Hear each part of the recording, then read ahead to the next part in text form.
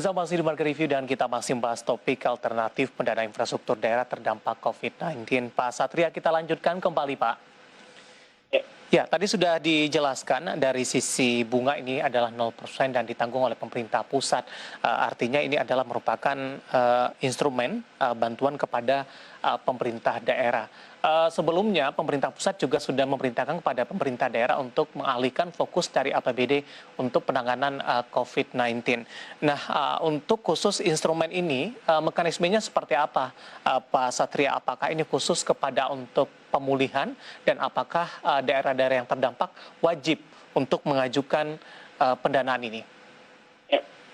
Jadi memang sebenarnya dari ospek ini adalah opsi kebijakan yang ditawarkan oleh pemerintah pusat ya. Jadi memang ini bukan hal yang wajib, tapi instrumen kebijakan ini disiapkan oleh pemerintah pusat bagi pemerintah daerah yang memang membutuhkan dan juga siap begitu untuk melakukan manajemen pengelolaan utangnya. Jadi memang tidak wajib, opsional, tapi tentu diharapkan pemda-pemda yang memang sangat membutuhkan, terutama untuk pemulihan ekonominya itu untuk mengajukan. Nah, di satu sisi untuk mekanismenya, jadi memang mekanismenya adalah pemerintah daerah itu mengajukan ke pemerintah pusat melalui PT SMI juga. Jadi nanti memang dananya sumber dari APBN melalui Kementerian Keuangan ya, tapi nanti yang mengatur mekanisme disbursementnya dan kontraknya dan perjanjian adalah melalui PT Sarana Multi Infrastruktur ya, PT SMI. Nah, kemudian nanti proyek itu dikerjakan, beberapa proyek-proyek infrastruktur dikerjakan, nanti pencairannya adalah berupa pembayaran ke kontraktor ya. Jadi sebenarnya dananya tidak melalui pemdanya ya. Jadi memang dalam konteks ini pembayaran dana pinjaman itu nantinya akan disalurkan langsung kepada kontraktor atau pihak ketiga yang tergantung dari program dan kegiatannya. Baik, langsung ke pihak ketiga tanpa melalui Pemda. Pemda ya, hanya mengusulkan kebutuhan-kebutuhan mereka saja. Ya, dan mengadministrasikannya sebagai pendapatan pembiayaan. Dari sisi persyaratan seperti apa, Pak Satria? Ya, jadi sebenarnya persyaratannya pada umumnya sama dengan persyaratan pinjaman daerah yang umum, tapi memang ada persyaratan khusus, yaitu adalah merupakan daerah yang terdampak pandemi COVID ya. Memang walaupun secara general kita bisa lihat sebenarnya ya hampir seluruh daerah tentu terdampak dari pandemi COVID ya. Kemudian itu memang harus memiliki program atau kegiatan yang related atau terkait dengan pemulihan ekonomi daerah ya, yang nantinya tentu akan mendukung pemulihan ekonomi secara nasional.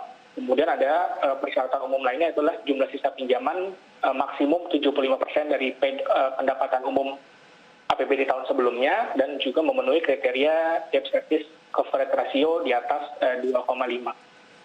Tentu dan juga adalah mengajukan begitu ya kepada Menteri Keuangan dan Menteri Dalam Negeri. Cuma memang yang menarik dari pinjaman daerah ini adalah karena ini sifatnya adalah darurat ya untuk pemulihan ekonomi nasional dan daerah, memang kepala daerah itu berhak untuk langsung mengusulkan ke Menteri Keuangan dan Menteri Dalam Negeri tanpa melalui persetujuan DPRD. Oke. Nah, jadi hanya cukup setelah mengajukan nanti bisa semacam dilapor begitu ya ke pihak DPRD-nya. Jadi memang sifatnya darurat, sifatnya pemulihan ekonomi yang urgent, maka beberapa step itu bisa di pass through begitu. Memangkas birokrasi yang sudah ada sebelumnya. Ya.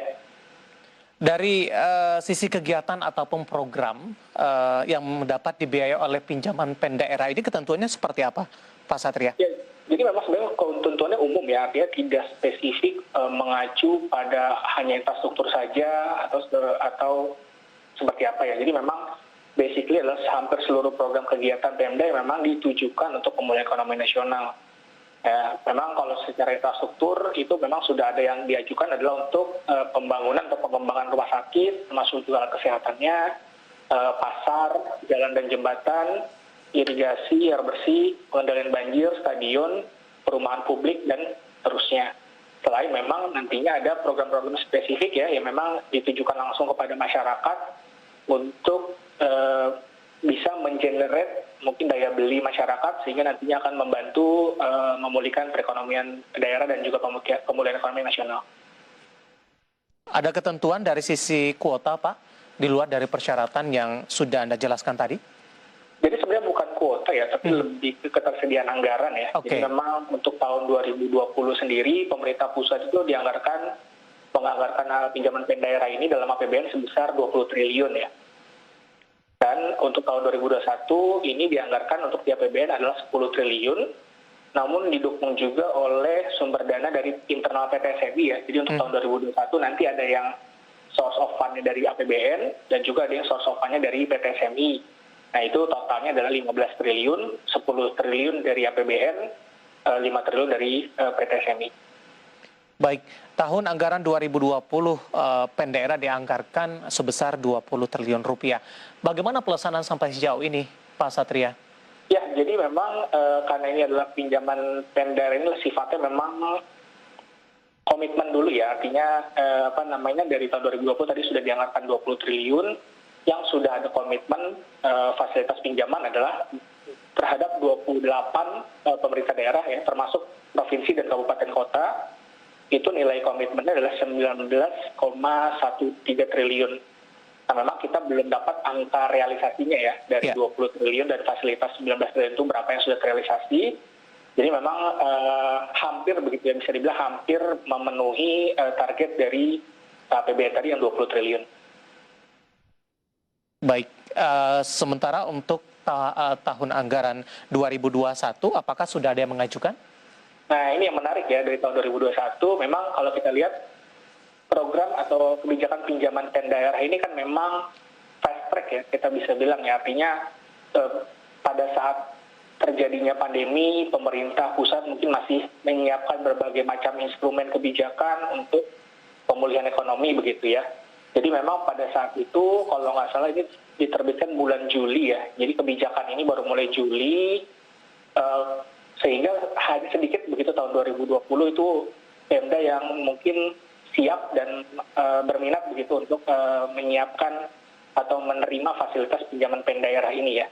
Tapi memang kita lihat di tahun 2021 karena memang sudah lebih siap begitu, memang membludak begitu.